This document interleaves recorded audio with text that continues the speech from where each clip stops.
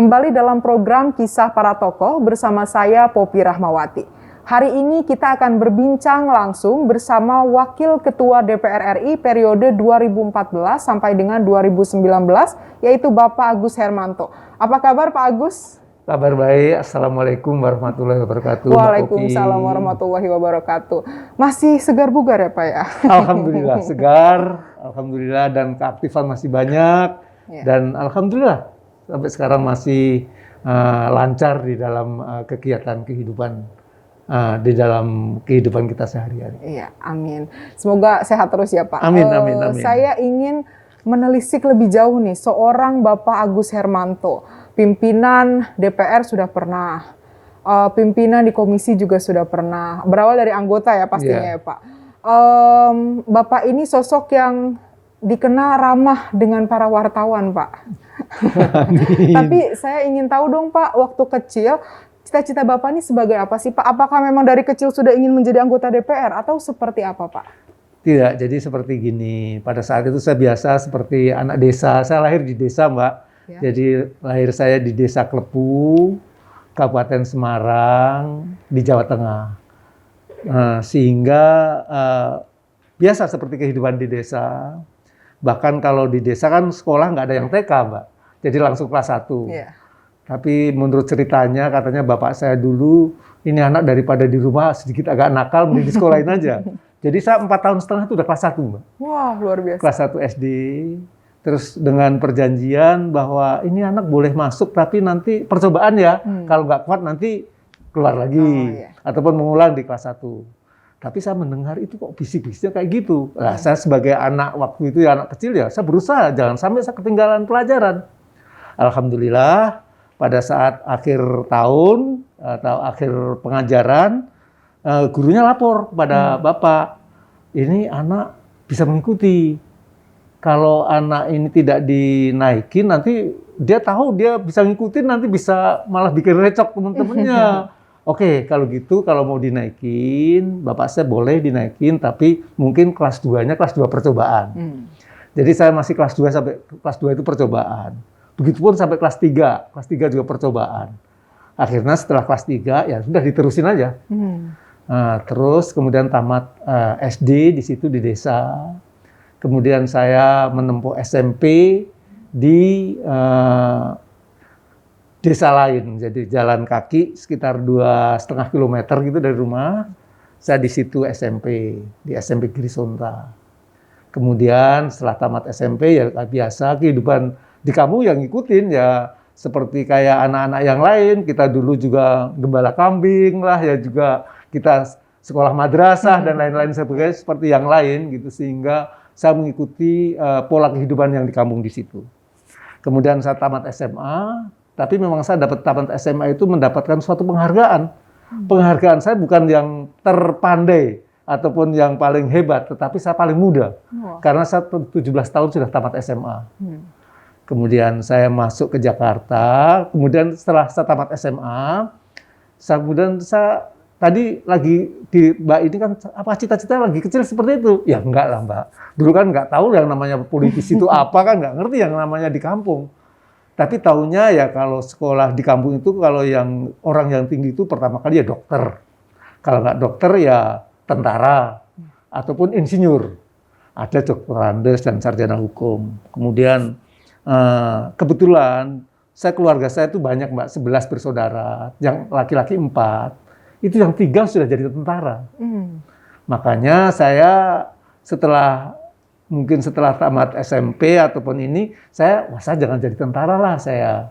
Kalau jadi tentara masuk nanti keluarga tentara semuanya. Kemudian saya pengen ditanya sama bapak, kamu pengen jadi apa? Saya pengen jadi insinyur saya. Dulu mohon maaf ya, orang kampung itu berpikir kalau insinyur itu lebih tinggi. Jadi kan ada dokter Andes, ada sarjana hukum. Saya pengen jadi insinyur. Makanya saya pada saat masuk SMA, di kelas 1 kan ada pemilihan itu, ada IPS sama IPA. Saya bilang, saya mau jadi insinyur, jadi saya harus masuk IPA. Lah kalau nggak bisa masuk IPA, ya kalau nggak bisa masuk IPA, saya ngulang aja. Tapi alhamdulillah saya bisa mengikuti, nilai matematik saya bagus, nilai fisika bagus, saya bisa di IPA. Dan akhirnya saya tamat di SMA itu 17 tahun yang masih muda. Tetapi saya setelah tamat dari SMA, waduh, ini kalau saya di sini terus saya kan harus berkembang. Dan Bapak saya sudah juga memberikan kepada saya, memang Bapak saya menyampaikan bahwa orang tua saya dan seluruh keluarga, apalagi yang 4 anak laki-laki ini selalu kita berembuk bahwa orang tua kita hanya boleh mewajibkan memberikan pendidikan kepada kita sampai tamat SMA. Tapi setelah SMA nanti silakan sendiri, tapi harus biaya sendiri. Maka saat tamat SMA itu saya ke Jakarta, saya bekerja, Mbak. Saya bekerja di PT Hindia Taruna Jaya, itu pemborong daripada PLN yang membangun gardu-gardu listrik gitu. Di balik itu kalau saya hanya bekerja kan saya nanti karir saya juga susah. Saya kuliah sorenya, kuliah saya di ISTN. Ya dulu namanya masih ATN, STTN, sekarang namanya ISTN. Itu memang sekolah teknik, sekolah tinggi teknik, tetapi bukan negeri, nasional. Sekarang ada juga tetap di Ciganjur di sana. Di balik itu saya pagi kerja, jadi saya pagi kerja mulai dari jam 8 sampai jam 4 sore. Saya jam 5 sampai jam 10 malam saya kuliah. Karena memang teknik cukup berat, ya saya tempuh itu.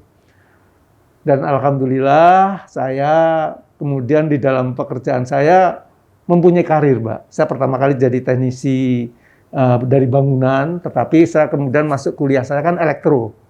Wah, saya nggak bakat ini kalau kerja di bangunan, sedangkan background saya elektro. Saya kemudian melamar menjadi teknisi fotokopi, Mbak. Dulu namanya PT Astragrafia. Perusahaan cukup besar, di Indonesia cukup terkenal, PT Astragrafia itu Xerox, fotokopinya. Saya jadi teknisi. Kemudian saya jadi teknisi, sambil sorenya saya kuliah. Sehingga saya jadi teknisi itu 5 tahun lebih, sehingga semua saya betul-betul saya tekuni, jadi teknisi. Saya ke lapangan di Jakarta ini juga kemana-mana, naik motor, naik mobil, ya kita ini. Tetapi memang karena saya dulu dari SMA, background saya, tapi saya kuliah di teknik, saya kalau di dalam pekerjaan kan tentunya saya tidak mempunyai latar belakang yang hebat. Yang lain dari tamat STM semuanya, apalagi banyak juga STM pembangunan. Maka saya berpikir, apa yang harus saya lakukan supaya saya juga mempunyai keunggulan komparatif, saya bilang gitu.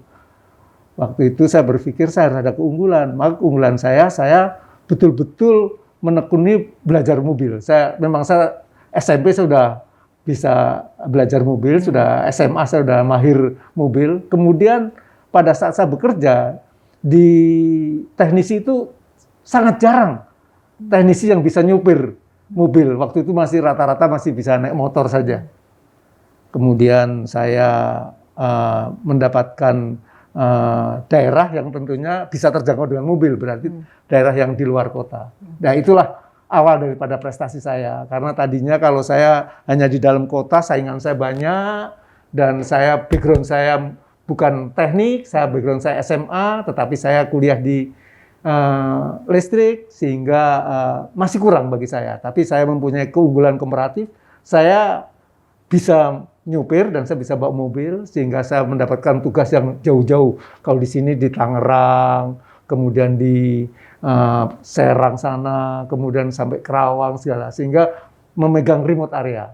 Sehingga saya berprestasi, bahkan pada saat itu saya pernah mencapai prestasi puncak, mendapatkan bonus 3 kali gaji dan lain sebagainya. Dan saya sampaikan, Mbak, kerja di PT Astragrafia itu gajinya dulu cukup besar, Mbak. Bayangin aja, saya tamat SMA, itu gaji saya waktu itu 75.000, Mbak. Dan uang makan, uang transport, ya macam-macam, terima sekitar bisa 115.000 gitu. Sepeda motor CB100 itu harganya cuma 105.000. Jadi gajian 1 bulan bisa beli sepeda motor CB100 waktu itu. Jadi bisa dibayangkan kalau sekarang Honda Bebek itu sekitar 14 juta atau 15 juta. Ya kan sudah sekitar 17 jutaan, anak tamat SMA kan cukup besar. Karena memang ini perusahaan multinasional yang waktu itu fotokopi itu masih canggih betul, itu masih peralatan masih canggih dan cukup ini. Dan saya terus itu, kemudian saya bekerja itu, setelah itu saya ada, kalau dulu sekolah kan ada sarjana muda, Mbak. Saya tamat sarjana muda. namanya BE, Bachelor of Engineering. Kemudian saya menyampaikan kepada bos saya, manajer area, bahwa saya tamat sarjana muda. Saya ingin juga peningkatan prestasi saya. Dia sampaikan, kalau di perusahaan seperti kita ini, seperti swasta gini, itu ijazah tidak mempunyai peranan yang cukup tinggi. Yang penting keahlian saudara dan masa bakti Anda, masa kerja Anda kan baru sekitar 5 tahun lah, hampir 5 tahun waktu itu.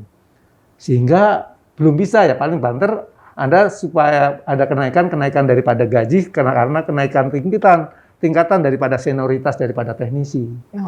Tapi saya sebagai orang yang berasal dari kampung kan nggak puas gitu aja. Saya sekolah susah-susah, malam-malam pulang jam 10 malam, sampai saya bisa bercerita, Mbak.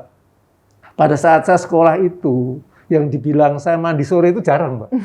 Ya gimana mandi sore mau pulang kuliah, pulang kerja itu jam 4, jam 5 udah masuk itu. Ya langsung.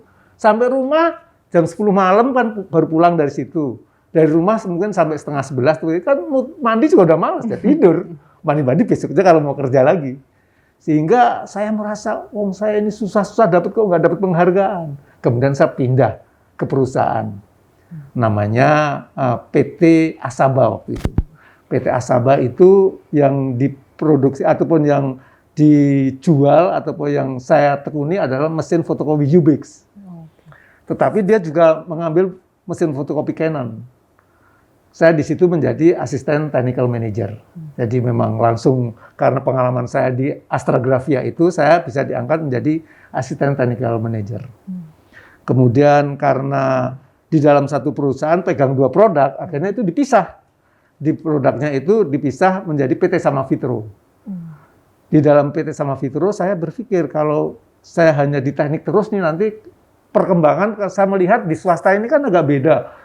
Direkturnya juga bukan orang teknik, apalagi GM-nya bukan orang teknik. Wah, saya mesti harus lari ke pemasaran. Saya menjadi asisten marketing manager di Canon ini. Kecuali fotokopi juga memegang waktu itu electronic typewriters.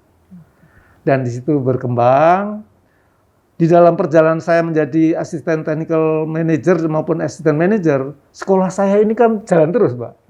Ya walaupun kalau sekolah sore itu kan tamatnya nggak bisa 3 tahun setengah, tapi kan ya ini kan tetap tamat ya. Setelah saya tamat S1, saya tamat menjadi tukang insinyur, saya berpikir lagi. Terus kemudian orang tua saya juga datang, kalau panggil saya kan dengan sebutan yang mesra itu, kalau anak panggilan laki-laki yang nang itu anak lanang gitu ya, nang. Selanjutnya kue ada di opo, selanjutnya nanti kamu mau jadi apa, kan sekarang sudah insinyur, ini di kampung yang insinyur cuma kamu doang loh, ya lainnya dokter Andes, ada sarjana hukum, tapi insinyur baru kamu aja nih, kamu mau jadi apa? Nah saya berpikir, saya ini kan udah kerja sampai jadi asisten manajer, kemudian saya juga akhirnya saya mendirikan perusahaan juga, sudah jadi direktur, saya kan sudah bisa memperkerjakan orang. Ya tapi kalau itu kan nggak usah harus insinyur, itu harus sudah bisa.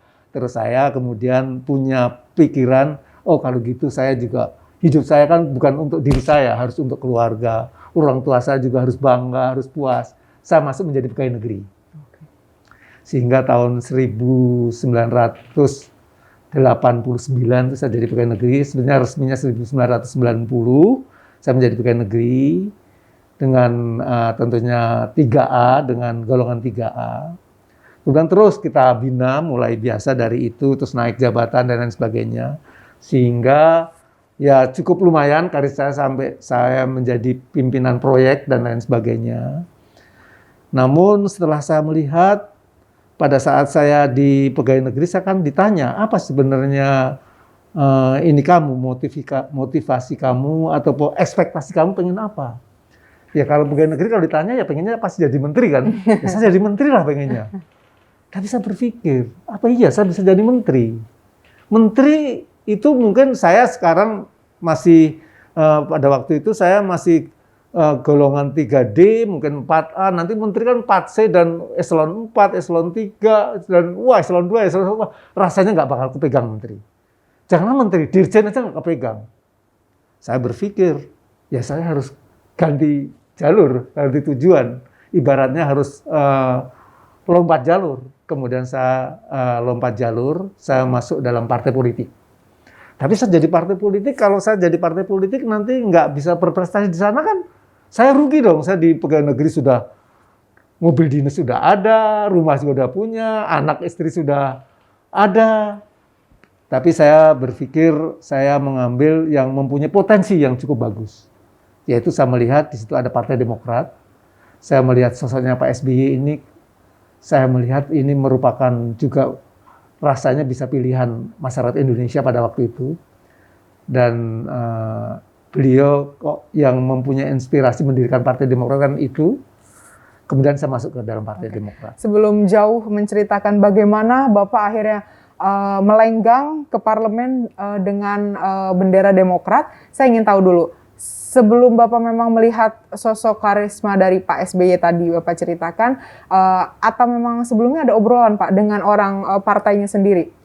Ya, memang ada. Jadi kakak saya itu Pak Hadi Utomo, itu kan kebetulan yang terakhir menjadi Ketua Umum Partai Demokrat. Tapi sebelumnya udah dari Demokrat. Saya berkata bahwa saya akan mau ke politik. Kalau ke politik kamu harus yang politiknya yang mempunyai masa depan yang cerah. Tapi jangan yang sekarang sudah eksis. Misalnya, ya mohon maaf ya, misalnya kamu ke Golkar. Kalau ke Golkar kamu nanti antreannya kan sangat panjang. Ya. Karena kamu masih baru, banyak-banyak senior. Kamu mesti cari partai politik yang baru dan ini mempunyai potensi yang untuk ini. Ya saya melihat itu bahwa Partai Demokrat rasanya mempunyai potensi untuk itu. Sehingga saya masuk ke Partai Demokrat dengan asumsi kalau Partai Demokrat juga maju kan saya pun juga akan mengikutinya, tentunya dengan tentunya juga kita harus bekerja keras.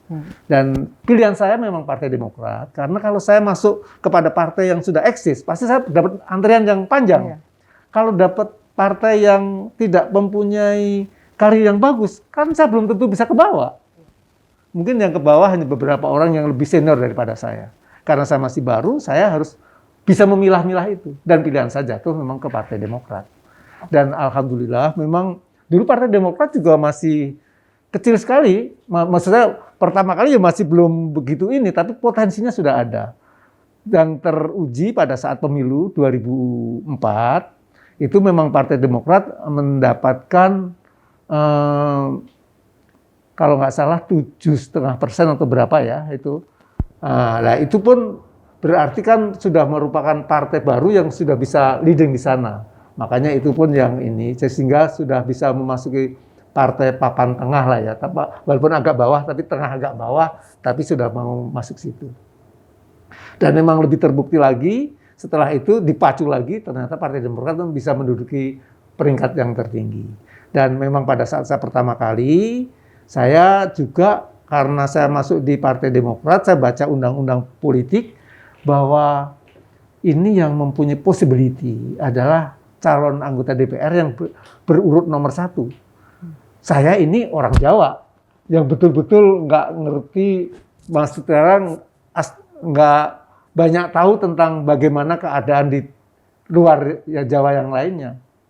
Tetapi saya harus mempunyai nomor urut 1 supaya saya dapat mencapai nanti cita-cita saya menjadi anggota dewan. Makanya saya maju kepada pimpinan partai pada waktu itu Pak Budi Santoso.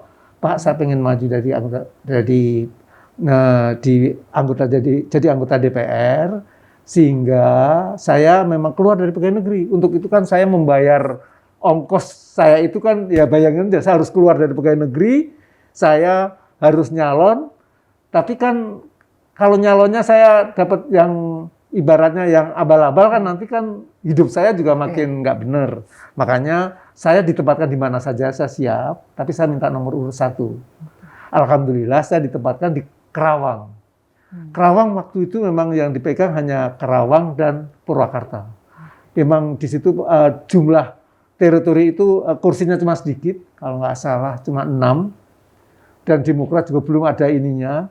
Tapi nggak apa-apa lah saya bilang gitu, saya diterjunkan di situ. Dan alhamdulillah ya dengan segala upaya dan tentunya dari berkah dari Allah ya, semuanya karena Allah. dan tentu dorongan dari keluarga, teman-teman semuanya. Alhamdulillah saya dapat terpilih menjadi anggota DPR dari Dapil Kerawang dan Purwakarta. Pada saat itu pendekatan kepada masyarakatnya seperti apa, Pak? Jadi ini agak lucu lagi ya. Saya kan yang namanya bahasa Sunda juga nggak begitu ngerti ya. Saya itu pernah, saya kan harus ke pengenalan pada masyarakat, harus kampanye ke daerah-daerah dan lain sebagainya. Ya saya harus persiapkan kalau pada waktu itu kaos, seperti kayak bendera, atribut yang lain saya siapkan. Tapi saya mau dikasih ke siapa kan kita harus tepat orangnya. Yang saya temui pastinya tentunya ketua DPC, kemudian ketua PAC. PAC itu pengurus anak cabang, jadi tingkat kecamatan. Kemudian pengurus ranting. Nah, pada saat di situ saya harus mengunjungi ke daerah namanya saya agak lupa yang di pinggir laut sana. Itu daerah mana? Saya ditanya, saya gini, tapi istri saya gini. Papa kan juga pertama kali kalau ke sana kemari kan nanti nggak ada temennya. Saya ikut deh. Oh, boleh ikut nanti biar yang maju kalau dengan ibu-ibu kan istri saya lebih luas. Nanti bidang pengajian lah dan lain sebagainya. Kemudian saya berdua terus saya di tengah jalan saya tanya, Pak, apa mau ke Pulau Jambe atau kemana ya? Pokoknya di dekat laut sana, di Cilamaya, mau ke Cilamaya, Pak. Wah, terus dia tanya, mau kemana, Jang? Mau ke sana? Oh, di sana di luhur. Oh ya, Pak, terima kasih. Saya ngomong sama istri saya, di luhur di apa? Ternyata di luhur itu di atas lagi, naik ke atas lagi kan jalannya naik itu. Oh ya dah, nggak apa-apa. Jadi itu pengalaman demi pengalaman. Tapi memang saya karena memang sudah tekad saya kemudian saya selalu berdua dengan istri saya kampanye dengan istri saya nanti ketemu dengan pengajian-pengajian, ke RT ya, kalau ke Purwakarta itu sampai ke nyebrang danau segala dan itu saya alamin, memang betul-betul berkunjung ke sana. Satu mengenalkan partai, kedua kali juga mengenalkan Pak SBY untuk jadi calon presiden dan lain sebagainya. Dan alhamdulillah banyak yang menerima dan memang pada saat di sana saya juga perolehan suaranya nggak cukup bagus, tapi masih di dalam peraturan masih mendapatkan kursi. Jadi memang masih mendapatkan kursi di DPR RI dan alhamdulillah saya menjadi anggota DPR RI. Tentunya saya ditugaskan di Komisi 6 pada waktu itu. Kenapa saya di Komisi 6? Pada saat saya ditanya, Pak Agus mau di komisi berapa? Saya sedikit agak ini, kalau saya ditaruh di Komisi 6, rasanya saya di Demokrat ini, anggota DPR, mungkin saya yang paling jago, saya bilang gitu. Orang ini belum urus sombong banget ini. Tapi saya balik lagi. Tapi seandainya saya ditaruh di Komisi 1 atau di komisi yang lain, mungkin saya orang paling bodoh. Dia mulai mikir, kenapa Pak? Background saya bilang itu saya dari teknik, saya terus kemudian saya masuk di dalam jadi teknisi, saya di dalam perdagangan, perindustrian, sedangkan saya jadi pegawai negeri di Departemen Perindustrian, akhirnya di situ kan memang mitra kerja di situ.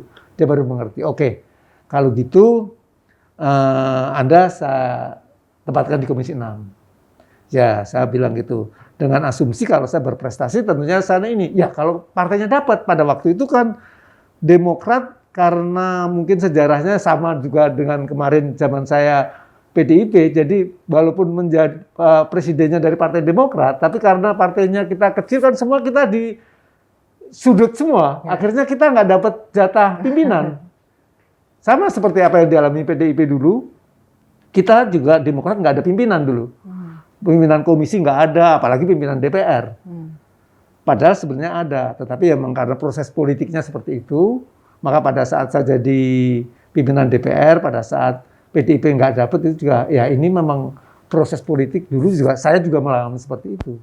Tetapi setelah ada negosiasi yang alot, akhirnya kan terus kita mempersilahkan ataupun itu supaya pimpinan MPR diberikan kepada Pak Taufik Kemas pada waktu itu, ya tentunya ini dengan pembicaraan yang ini ya, kemudian cair lah itu semuanya. Dengan pembicaraan yang lebih ini lagi cair semuanya, akhirnya mulai dapat pimpinan komisi dan alat kelengkapan lainnya. Kalau pimpinan DPR sih nggak dapat, cuma pimpinan komisi.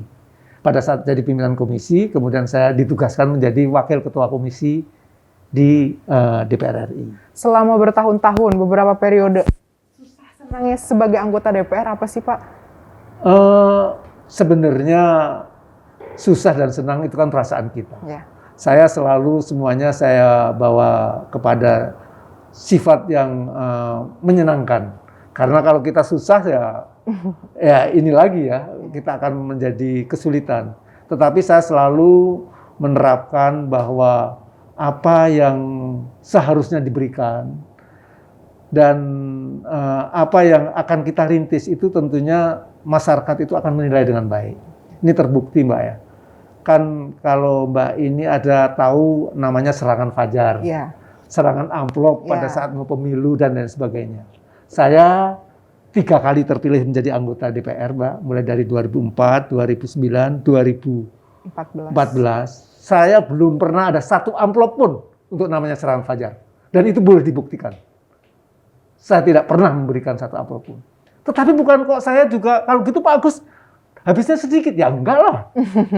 Untuk kampanye, untuk beli baliho, untuk beli kaos, untuk beli ini. Misalkan kita mendatangkan satu tokoh. Dulu saya pernah pada saat itu saya sudah dapat dapil di Semarang karena dapat dapil saya, terus akhirnya tadi saya sampaikan setelah saya di periode kedua, saya kan sudah menjadi ketua DPP. Wah, jadi ketua DPP kan ada power, Mbak. Saya jadi ketua DPP, saya sampaikan, saya ini ketua DPP ya, saya akan mengambil dapil yang di tempat saya lahir. Saya berjanji akan memperkuat posisi Demokrat di sana. Jadi lahir saya kan di Semarang, Mbak. Maka saya ditempatkan di Jateng 1. Jawa Tengah 1 itu Kabupaten Semarang, Kota Semarang, Salatiga, sama Kendal. Memang Demokrat juga sedang meroket naik, Mbak. Tapi semuanya juga bekerja keras semuanya kan. Semua mulai dari Pak SBY, TNI, semua anggota, semua pimpinan, semuanya bekerja keras semuanya.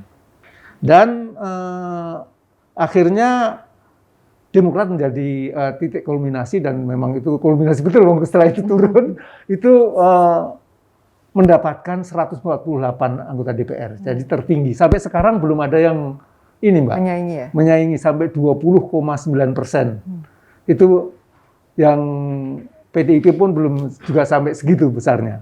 Itu kan tentunya semua hasil kerja keras itu. Dan terutama Jawa Tengah, Mbak. Jawa Tengah itu apapun juga kan merupakan kantong terkuat daripada PDIP. Sehingga di seluruh Jawa Tengah itu, Mbak. Di seluruh Jawa Tengah, dari Jawa Tengah 1 sampai Jawa Tengah 10 ya, itu semuanya tentunya semuanya yang tertinggi PDIP. Kecuali di Jawa Tengah 1, Mbak. Jawa Tengah 1 itu yang menang Agus Hermanto. Karena memang Partai Demokrat yang tertinggi. Bahkan yang memperoleh 2 kursi hanya Partai Demokrat di Jawa Tengah. Di Jawa Tengah 1 itu. Di tempat lain Jawa Tengah juga nggak seperti sehebat di Jawa Tengah 1. Karena itu kan saya buktikan bahwa saya lahir di situ. Dan saya yakini akan mendapatkan kursi yang cukup banyak.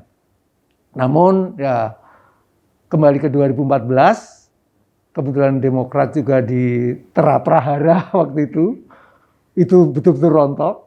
Tapi alhamdulillah saya masih bisa terpilih.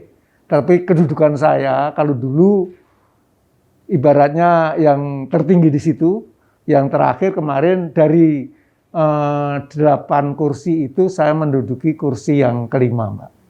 Jadi ya nggak jelek banget tapi ya tidak bagus ya. Tapi itulah yang saya peroleh, sehingga saya karena kecenderungannya ya agak lumayan, itu kemudian oleh pimpinan saya dipercayakan menjadi pimpinan DPR. Tapi sebelumnya di 2009 itu karena di Jawa Tengah perolehannya cukup bagus dan situasi politik juga cukup bagus dan Demokrat juga mendapatkan porsi yang banyak, saya di pertengahan tahun kemudian di Komisi 10 itu kan pada waktu itu terjadi prahara, Mbak, dengan adanya Hambalang, terus PON dan lain sebagainya. Wah, semua pada agak ini. Kemudian saya dipanggil, gimana, apakah bisa kamu sanggup untuk menjadi Ketua Komisi 10? Saya menyiapkan diri. Dan alhamdulillah, Mbak, Hambalang juga bisa berjalan dalam artian bisa selesai, dalam artian di pengadilan juga lancar, dan DPR juga tentunya tidak banyak yang ini ya, walaupun ada satu yang seperti kayak Angelina Sonda kan juga ada yang kena, tapi yang lain tentunya juga nggak ini. Alhamdulillah, tapi memang semuanya kita juga di Komisi 10 pada waktu itu saya dan seluruh pimpinan harus kita sampaikan bahwa kita itu nggak semua seperti itulah. Kita ya memang ada yang seperti itu, tapi ini kita semuanya kan kita bekerja baik, tapi akhirnya juga bisa lancar. Selama menjadi seorang pejabat, menjadi seorang wakil rakyat yang konotasinya memang kadang dianggap tanda kutip ya Pak. Yeah. Beda jalur, tadi mungkin teman-teman di satu partai ada di jalur yang berbeda mungkin dengan Bapak. Bagaimana cara Bapak menolak godaan-godaan itu Pak? Dan mungkin ada pesan dari keluarga pada saat Bapak ada di DPR, jangan ini ya, atau seperti apa Pak? Enggak, ya kalau pesan sih enggak, tapi saya lagi kecil. Itu bapak saya itu sering memberikan nasihat kepada saya. Nang, kalau jadi orang itu harus betul-betul bekerja secara serius. Kalau kamu jadi tukang sapu, ya nyapulah yang bersih. Kalau kamu jadi pegawai, pegawailah yang jujur, yang benar, dan berprestasi. Sehingga tentunya itu saya pegang lah. Makanya ya alhamdulillah Mbak, ya mungkin Mbak ini kan juga sering di DPR kan nggak pernah mendengar saya serempet-serempet itu, memang saya jaga betul.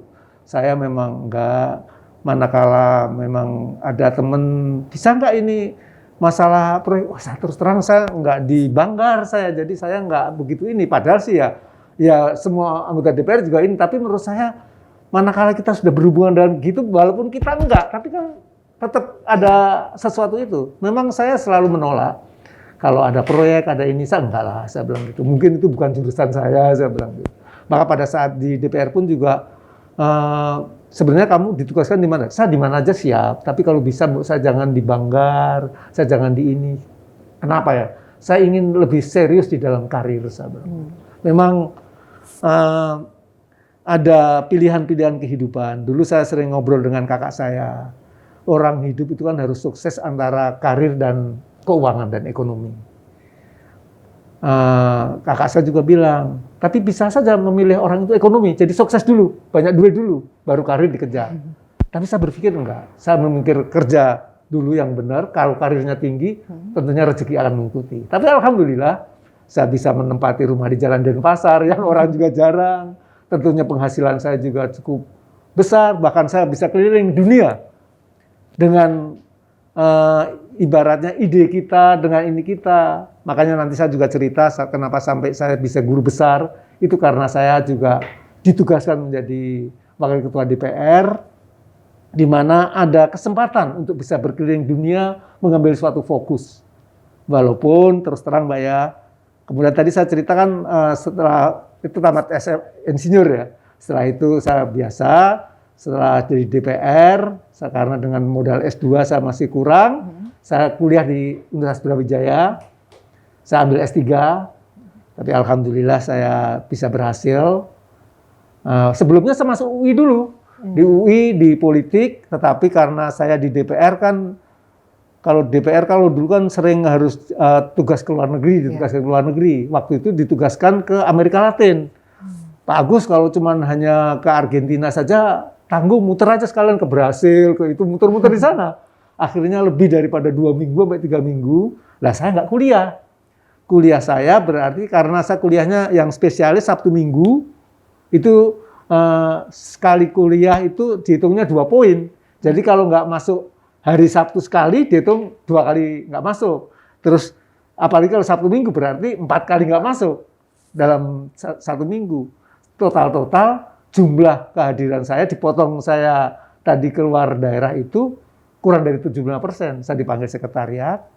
Jadi Pak Agus ini boleh kuliah, tapi nggak boleh ikut ujian. Marah saya. Saya jengkel saya. Saya terus kemudian keluar. Tapi di balik itu selang beberapa lama, agak lama sih ya, mungkin setahun, ada yang nawarin di Universitas Brawijaya. Kemudian saya kuliah di Universitas Brawijaya.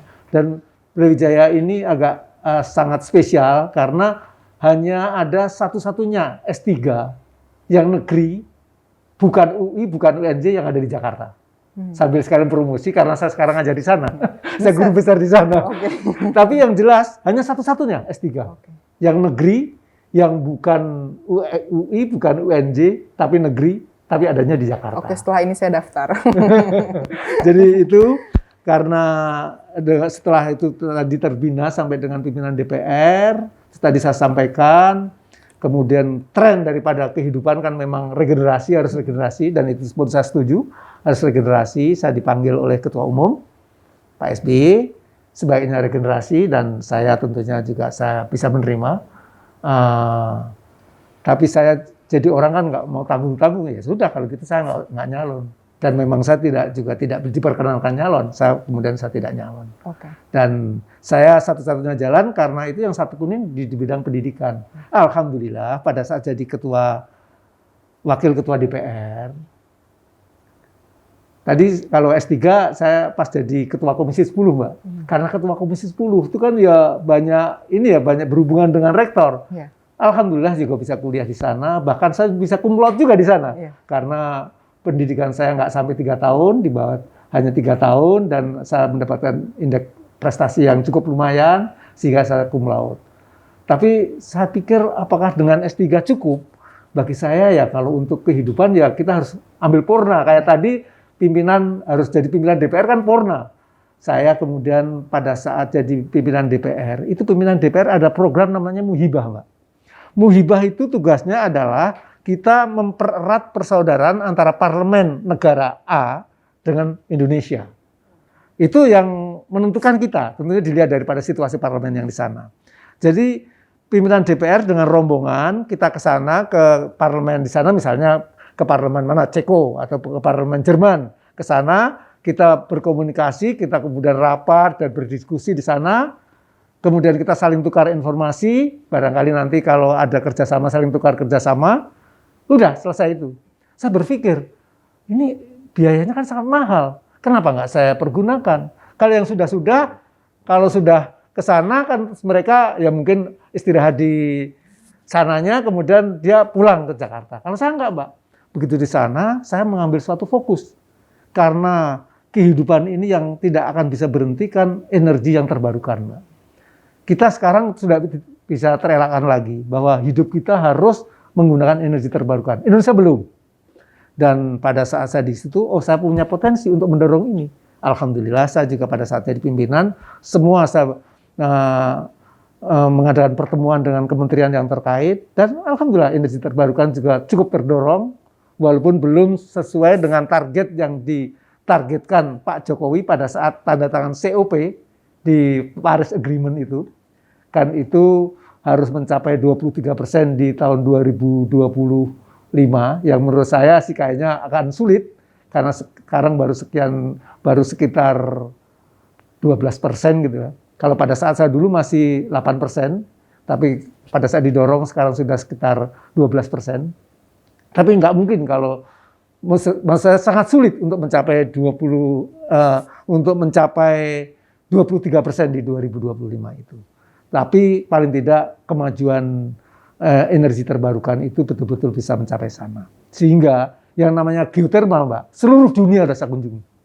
Sampai di kutub utara di sana. Namanya di sana Iceland. Kalau barangkali nanti Bapak Ibu yang mendengarkan diskusi saya ini, yang pada waktu itu seumur-umur saya, ada dulu namanya film Blue Lagoon, yang main Brooke Shields. Itu adalah film yang dibikin di Iceland di sana, di Blue Lagoon di sana. Dan itu memang di sana adalah pusat geotermal. Jadi walaupun di kutub ternyata ada geotermal. Jadi mungkin agak unik. Kesananya itu boleh hanya 2 bulan, Mbak. Bulan Juli atau Agustus. Saya ke sana sudah akhir Juli. Jadi pada saat di sana masih musim kemarau. Malamnya itu sekitar hanya 2-3 jam gitu siangnya. Lainnya siang semuanya, dan musimnya panas. Dan memang walaupun panasnya masih dingin, namanya di kutub ya. Karena saya di kota Verkavik itu di kota terakhir. Di sana udah salju abadi, di sana udah nggak ada lagi. Nah itu begitu saya mendarat, memang kayak nggak mendarat di planet bumi gitu, Mbak. Kayak mendarat di planet lain gitu. Yang ada cuma bongkahan-bongkahan larva, sama lumut pun juga nggak ada, pohon-pohonan nggak ada, apa juga nggak ada. Tetapi dia merupakan mempunyai pusat geotermal yang cukup tinggi. Itu saya datangin. Dan ilmunya yang paling tinggi di dunia itu kan geotermal itu ada di New Zealand. Itu pun juga saya berkali-kali ke New Zealand. Bahkan sampai saya menjadi pembicara juga di sana, di pusat geotermalnya di sana. Saya juga pernah menjadi pembicara, bahkan saya pernah diberikan kesempatan ngajar di Auckland University itu untuk jurusan geotermal. Padahal saya tamatan elektro, tapi karena kan ya namanya elektros itu kan belajarnya juga listrik, jadi sedikit banyak ini sehingga saya banyak menyampaikan tentang kebijakan. Makanya yang lebih saya fokuskan memang kebijakan tentang renewable energy. Namun sekarang ini, karena yang kebijakan publik itu kan banyak kaitannya, sehingga saya memang lebih banyak kalau ngajar itu juga lebih banyak membahas kebijakan publik yang berbidang dalam politik. Sampai yang terakhir-terakhir misalkan pandemi dan lain sebagainya. Sehingga next kalau Mbak ini mau butuh omong-omong masalah kebijakan publik, rasanya nggak salah lah. Karena saya guru besar di bidang kebijakan publik, walaupun memang yang fokus saya pada waktu itu energi terbarukan ataupun renewable energy. Tetapi tentunya namanya kebijakan publik itu tentunya banyak persamaannya ataupun banyak hal-hal yang bersinggungan juga dengan kebijakan politik, kebijakan ekonomi, kebijakan sosial dan lain sebagainya. Bisa saya tambahkan, setelah saya renewable energy, saya berpikir kalau nanti listrik sudah cukup, ini sudah cukup, apa lagi? Saya kemudian mengambil posisi, itu mengambil mobil listrik, Mbak. Sehingga mobil listrik pun seluruh dunia juga sudah banyak yang saya datengin. Sampai Tesla sudah saya datengin. Sampai di Jepang juga sudah. Sampai di Cina sudah. Di Australia pun sudah. Sampai di Ceko sudah semuanya. Saya kunjungin tentang mobil listrik. Indonesia masih jauh ketinggalan, Mbak. Rasanya Indonesia harus mempunyai kebijakan yang khusus tentang mobil listrik untuk mengejar negara-negara lain. Dan saya selalu sering berbicara dengan Menteri SDM, bahkan dulu pada saat saya jadi pimpinan DPR dengan Pak Jokowi saya sampaikan, ini tanpa kebijakan di seluruh dunia, Mbak, yang namanya mobil listrik, renewable energy adalah domain daripada kebijakan publik. Karena harus ada intent dari pemerintah yang harus betul-betul menuju ke arah sana. Kita kalau tidak memikirkan renewable energy, kita mau jadi apa, Mbak? Kita berpikir masalah minyak. Mungkin 30 tahun lagi, bahkan ramalannya itu 30 tahun sampai 50 tahun lagi minyak kita sudah habis. Batu bara mungkin 50 tahun atau 70 tahun lagi sudah nggak ada. Ataupun sudah habis, satu-satunya adalah renewable energy. Renewable energy itu sangat banyak. Saya geothermal itu di Indonesia tertinggi. 9 gigawatts di sini. Jadi 9 kali 10 pangkat 9 gigawatts itu. Itu di Indonesia tertinggi di dunia masalah geotermal, tetapi sangat sedikit yang baru termanfaatkan. Dan sudah banyak hal-hal yang saya lakukan kemarin di pimpinan DPR, tapi masih kurang. Dan saya yakin pemerintah Pak Jokowi juga kemarin ini masih itu, walaupun kurang kenceng menurut saya, tapi tetap menuju ke arah situ. Tapi saya yakini selanjutnya Pak Jokowi dan lain-lainnya juga nanti pemerintah selanjutnya, karena Pak Jokowi kan sudah selesai, barangkali nanti, bukan selesai ini, karena kan memang 2 kali, sudah 2 kali, ya tentunya saya yakini yang gantinya nanti harus tentunya berfokus kepada green energy. Iya Pak, untuk energi baru terbarukan ini kan pemerintah beberapa hari terakhir ini terus membahas, mulai dari Kementerian Riset Teknologi, terus Kepala BRIN kalau tidak salah juga membahas.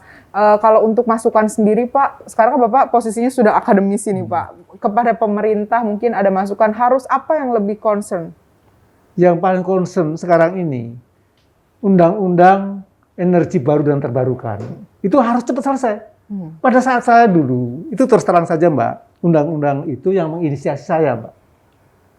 Saya pada waktu itu saya datang ke Universitas di California. Itu Satunya kan Maryland, itu kalau Maryland kan di Washington, ini yang di California. Saya agak lupa, tapi nanti saya bisa lihat itunya ya. Itu bahwa di sana kalau di Amerika itu kan perusahaan energi yang menghasilkan karbon dia harus bayar namanya carbon fee. Kalau di Indonesia diterapkan itu apa enggak dimaki-maki seluruh dunia saya. Makanya saya berpikir daripada kita menerapkan carbon fee, mengambil itu, mendingan kita berikan insentif bagi perusahaan-perusahaan yang tidak menggunakan ataupun sedikit mengeluarkan karbon. Yang berarti perusahaan-perusahaan yang menggunakan energi baru dan terbarukan dan menghasilkan energi baru dan terbarukan. Makanya energi baru dan terbarukan, RUU-nya ini pada saat itu terus terang saja pada saat kita bikin semua sudah oke, Komisi 7 juga udah oke, tapi kebetulan kan udah akhir-akhir tahun sehingga kan pada kampanye semua, Bu. Akhirnya ya pembahasannya kurang intensif. Terus mungkin juga pemerintah agak mikir-mikir agak ini sehingga tidak terbahaskan. Tetapi yang lebih mantap lagi bahwa RUU EBT itu ternyata dijadikan prioritas lagi di prolegnas, bahkan prioritas tahun pertama. Makanya kemarin sudah dibikin dan diulang dari awal, tetapi sudah dibicarakan. Terakhir baru beberapa hari yang lalu saya mendapatkan kabar karena saya melaksanakan workshop gitu dengan METI. Saya masih menjadi menjadi anggota Dewan Pembina METI, Masyarakat Energi Terbarukan. Itu rencana undang-undang energi baru terbarukan sudah agak rigid gitu. DPR itu menjanjikan bahwa akhir tahun ini mudah-mudahan juga selesai dibahas. Jadi menurut saya di dalam undang-undang energi baru terbarukan itu ada undang-undang usulan DPR. Karena kalau usulan wakil ketua DPR kan nggak boleh, Mbak. Urusan DPR, maka dulu yang membuat ide saya tuangkan kepada pimpinan badan keahlian DPR, kemudian dibikin seperti kayak naskah akademis, dia ke akademi mana-mana, kemudian jadi naskah akademis, terus menjadi RUU usulan DPR yang membahas siapa lagi ya, harus Komisi 7. Dan saya sudah berhubungan dengan Komisi 7, oke siap dibahas. Tapi itu sekali lagi mendadak karena kampanyenya kemarin ini kan kampanye legislatif lama itu setahun lebih. Ya akhirnya ini ya barangkali kurang terbahas dengan sempurna sehingga tidak selesai. Dan sekarang ini sudah dibahas, yang mudah-mudahan betul apa yang dikatakan salah satu anggota DPR itu nanti salah satu anggota Komisi 7 yang kemarin saya sampaikan itu akhir tahun ini mudah-mudahan bisa terselesaikan. Karena memang di situ yang lebih banyak itu banyak juga memberikan insentif. Jadi dan banyak hal-hal inovasi-inovasi untuk memberikan yang diterbarukan. Terbukti sekarang ini sebenarnya yang lebih ada perkembangan itu energi surya, Mbak. Energi surya kan sekarang sudah cukup banyak. Tapi dulu pada saat saya jadi pimpinan DPR belum begitu banyak, Mbak. Tapi alhamdulillah sekarang sudah cukup maju dengan pesat dan ini saya yakin harus didorong. Maka tadi kemarin DPR juga sudah janji kalau perlu gedung DPR akan pasang juga panel surya di sana.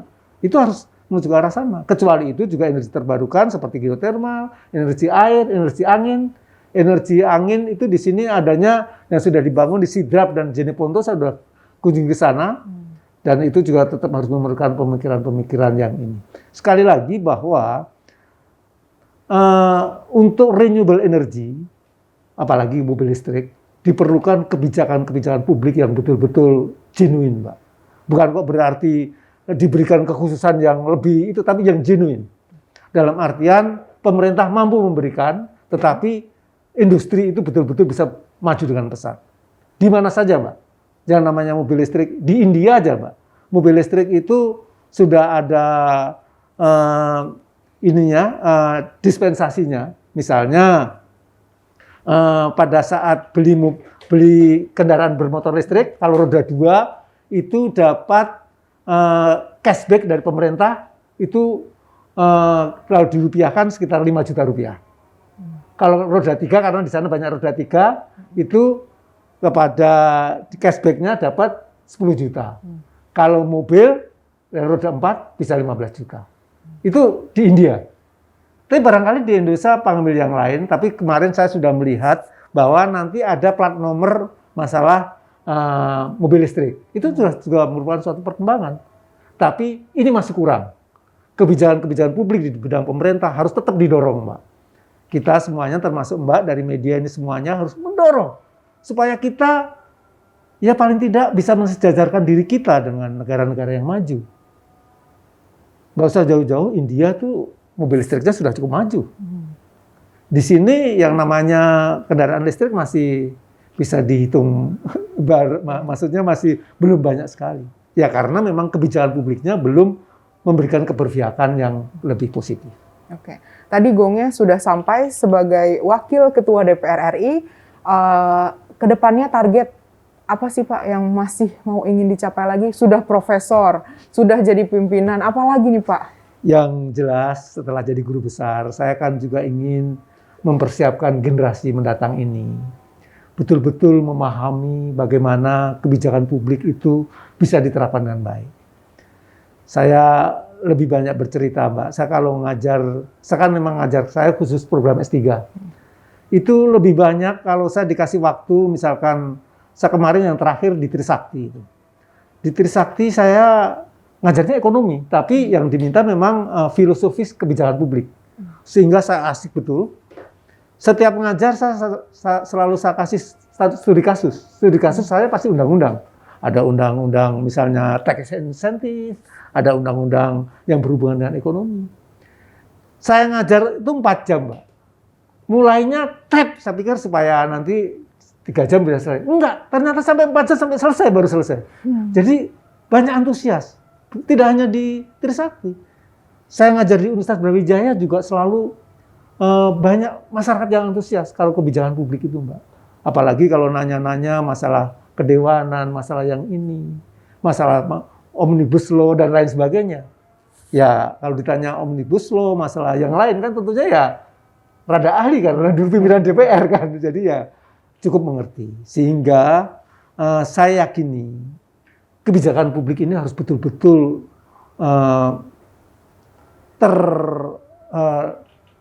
diketahui oleh semua orang. Jadi betul-betul ininya orang banyak mengetahui. Dan pemerintah harus, yang namanya kebijakan, apalagi kebijakan publik, itu kan semua kebijakan itu ada juga yang salah satu dirugikan, salah satu diuntungkan. Tetapi konsistensi.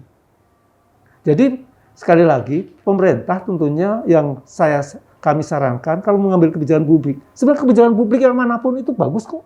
Karena pemerintah sudah melalui ini kriteria daripada pemikiran-pemikiran, pemataan-pemataan, masukan-masukan. Tapi kalau sudah diambil jegrek, harus konsisten.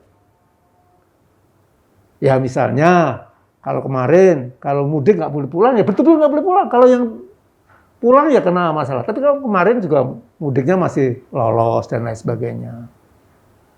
PPKM, kalau PPKM, tapi sekarang ini PPKM sudah cukup lumayan ya. Dan alhamdulillah kan juga hasilnya juga ada. Jadi sekali lagi memang kebijakan publik itu memang tidak semuanya bisa genuine. Genuine itu semua orang bisa happy. Tapi tidak semuanya bisa seperti itu. Banyak kebijakan publik yang banyak orang juga yang tidak ini. Tetapi yang sebagai pemegang kebijakan publik harus betul-betul konsisten. Karena pasti akan menemui titik yang kulminasi yang tinggi dan akan mempunyai effort yang tinggi. Nah, ini buktinya sekarang PPKM kan juga hasilnya sudah ada. Tetapi sekali lagi konsistensi itu harus betul-betul dijalankan. Oke.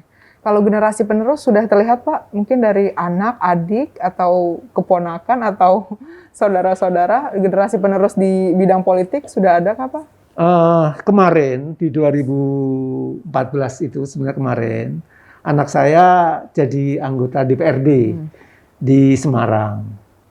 Tetapi dia mendengar kalau bapaknya ini sudah tidak nyalon lagi, dia pikir, waduh, Papa, jadi apa? Sekarang Bapak mau ngajar aja. Dia juga ngajar juga. Alhamdulillah dia juga jadi anggota DPRD, yang lain sibuk ini dia kuliah juga, dia S3 tamat juga, dan dia sekarang ngajar juga. Dia ngajar di Trisakti di sini sekarang. Dan ya mungkin barangkali nantinya juga akan saya ajak seperti talk show dan lain sebagainya, karena saya yakini mantan wakil rakyat itu untuk kebijakan publik rasanya banyak mengerti kok. Pas ya Pak. Banyak mengerti lah. Kalau nggak ngerti ya dulunya berarti kurang menekuni. Tapi sebenarnya banyak mengerti kok. Sehingga karena wakil rakyat kan tentunya sering berhubungan dengan orang, sering memberikan sosialisasi, sehingga memberikannya juga lebih pas gitu loh. Jadi kita nggak bersifat menggurui, kita nggak bersifat minta-minta, dan lain sebagainya. Karena memang kebijakan publik kan ini sebenarnya juga cukup unik, tapi kita harus memberikan kebijakan publik yang genuine, yang semua orang bisa betul-betul happy, bisa betul diterima, dan mempunyai hasil yang betul-betul terkuat. Karena kalau dalam bahasa politik itu ya semua harus terkuat. Kalau dalam bahasa politik, apalagi dihubungkan dengan kebijakan politik itu harus menang, Mbak. Mau menang sedikit, mau menang banyak, itu harus menang. Karena menang sedikit sama kalah banyak, kalah sedikit, itu ya bedanya jauh gitu. Kalah sedikit tetap kalah, menang sedikit tetap menang. Iya. Sehingga faktor itu yang harus kita kejar. Tetapi bukan harus kita menang dengan cara yang macam-macam. Ada serangan fajar, serangan dua, dan lain sebagainya. Ada serangan-serangan yang lainnya dengan memberikan amplop. Tetapi kita harus dilaksanakan. Jadi sekali lagi Mbak, bahwa saya juga sampaikan bahwa di dalam meniti karir daripada politik, khususnya di anggota DPR, kita harus memberikan sesuatu penguatan kepada diri kita. Karena sebenarnya seperti orang ini ingin nyogok, kita ingin memberikan sesuatu, itu kan emosi Mbak. Tapi sebenarnya hati nurani yang terdalam itu kan nggak pengen Mbak. Mana ada orang saya pengen nyogok dan lain sebagainya. Dia pengen berbuat curang kan nggak ada Mbak. Yang paling di sini paling penting, kita harus mengalahkan emosi daripada nurani. Dan alhamdulillah 3 kali periode saya bisa mengalahkan itu Mbak. Karena terbukti saya tidak pernah 1 lembar amplop pun Mbak untuk memberikan uang kepada calon pemilih daripada saya. Oke. Terakhir Pak, satu pesan kepada para generasi muda agar bisa sukses seperti Bapak Agus Hermanto. Saya yakini semuanya harus dilaksanakan seperti Bapak saya tadi.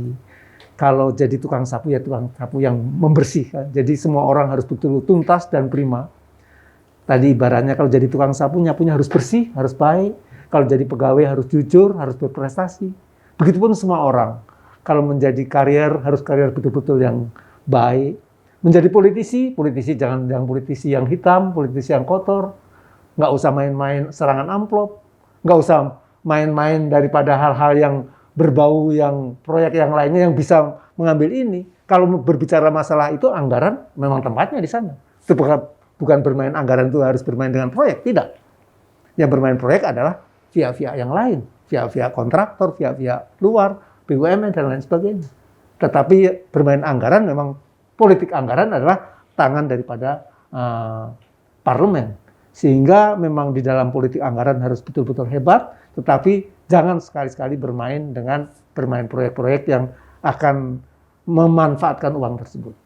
Yang kedua tadi, selanjutnya kita juga harus menjadi politik yang bersih, jangan sampai kita ini bermain amplop dan lain sebagainya. Saya yakini hak itu datangnya dari Allah.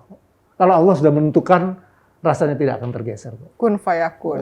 Jadi saya yakini itu karena saya ketemu dengan teman saya nggak sebut namanya, kalau sebut namanya saya malu. Pada saat dia dia 2009 jadi anggota DPR dan 2014 juga jadi anggota DPR. Dia sampaikan, saya juga sama dengan Pak Agus, saya nggak pakai uang Pak. Satu rupiah pun, maksudnya amplop, 1 lembar amplop pun nggak ada Pak. Tetapi di 2014 saya nggak tahan Pak, melihat daerah saya semua pada ngasih, saya ngasih, tapi malah sekarang nggak jadi.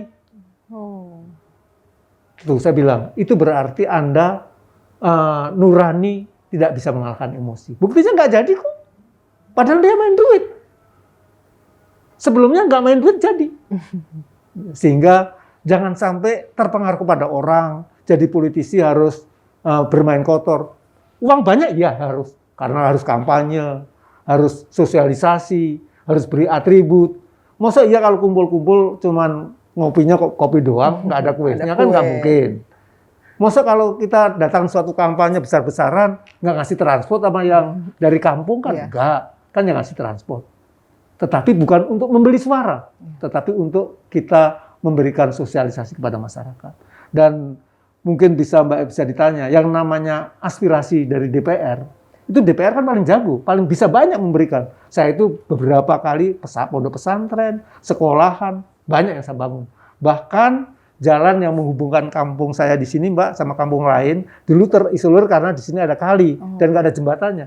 Dan alhamdulillah itu dengan bantuan daripada CSR dari Pertamina kemarin sudah terhubung. Apa artinya, Mbak? Bukan kok hanya kita bisa jalan ke arah sana, tetapi memperbaiki ekonomi. Ekonomi dari sini ke sana, transportasi dari sini ke sana. Dan orangnya sangat terima kasih sekali. Bahkan pada saat saya nggak nyalon, orangnya nangis, Mbak, di depan saya. Nangis betul-betul. Saya mau membalas apa, Pak? Saya bilang gitu. Bapak nggak minta apa-apa. Kok Bapak sekarang nggak nyalon lagi? Ya, emang karena ini pilihan, Pak. Kebetulan juga bos saya juga kurang berkenan kalau saya nyalon. Soalnya kalau saya nyalon, saya jamin, Mbak, kalau saya nyalon rasanya tuh, saya menang, Mbak. Saya dapat suara. Karena memang sudah banyak hal-hal yang saya lakukan. Banyak aspirasi-aspirasi mulai dari pembangunan sekolah dasar, SD, SMP, bahkan PAUD pun saya juga bangun, jalan-jalan. Tapi bukan duit saya, Mbak. Tentunya kalau itu saya kepada Kementerian PU, saya sampaikan itu, oh caranya ngajukan, Pak, ya dia suruh saya ngajukan ke dinasnya. Saya hanya menyampaikan saja bahwa ini ada bisa sampai usulan sana. Tapi alhamdulillah semuanya juga banyak berhasil, jalan-jalan yang di kampung untuk itu juga bisa terselesaikan. Saya yakini, apalagi anggota dewan, kalau tidak jadi lagi, Mbak, nyalon tidak jadi lagi anggota dewan, ada satu miss, Mbak, di sini. Missnya salah satunya ya, menurut saya, aspirasinya kurang banyak terserap. Salah satunya. Karena banyak juga, ya ada lah, bukan banyak ya, ada anggota dewan yang memang aspirasi dia nggak banyak ngurusin. Yang penting dia kumpulin duit, nanti pada saatnya dia mau main serangan amplop. Nah, serangan amplop ini kan bervariasi. Sekarang kita ngasih 100, nanti ada ngasih 200, ada orang kan ini. Dan memang itu suatu yang tidak sehat. Maka saya juga pernah ketemu ketemu dengan KPU. Rasanya pemilu kita juga harus kita perbaiki. Masalah bagaimana masalah pelaksanaan pemilu ini, apalagi sekarang Bawaslu kan sudah mempunyai ini dan dia setuju sekali Pak itu. Karena memang dengan gara-gara ini kan tentunya kurang ini lagi. Kurang masyarakat juga kurang penghargaannya juga terhadap mereka juga kurang. Sehingga dan semua ada jalannya Allah. Buktinya yang menurut saya yang dulu yang nyalip saya juga akhirnya juga ada yang kena masalah dan lain sebagainya. Jadi ya memang ya saya merasakan sendiri gitu. Jadi ya sudah itu jalannya. Tapi saya memang punya keyakinan kita harus jalan dengan jalan kita yang insya Allah kalau kita itu betul-betul rasanya Allah juga pasti akan meridhoi usaha kita. Oke. Kesimpulan dari episode kisah para tokoh hari ini adalah kita harus menjadi orang yang selalu semangat, rajin belajar, dan juga jujur. Terima kasih Pak atas obrolan yang sangat banyak inspirasi yang saya bisa dapatkan. Mungkin para pemirsa juga bisa merasakan itu.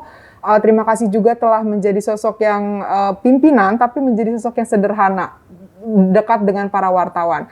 Pemirsa, saya Poppy Rahmawati mohon undur diri. Sampai bertemu di episode selanjutnya.